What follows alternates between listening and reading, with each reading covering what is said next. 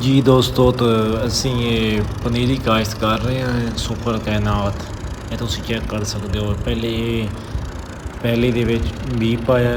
ਇਹ ਜ਼ਰਾ ਦੇਖੋ, ਚੈੱਕ ਕਰੋ। ਇਹ ਤਕਰੀਬਨ 3 ਕਿਲੋ ਫੀ ਮਰਲਾ ਦੇ ਹਿਸਾਬ ਨਾਲ ਬੀਜ ਪਾਇਆ। ਇਹ ਚੈੱਕ ਕਰ ਸਕਦੇ ਹੋ ਤੁਸੀਂ। ਇਹ ਤਕਰੀਬਨ 16 ਮਰਲੇ ਜਗ੍ਹਾ ਬਣਾਈ ਹੈ। ਇਹ 5 ਏਕੜ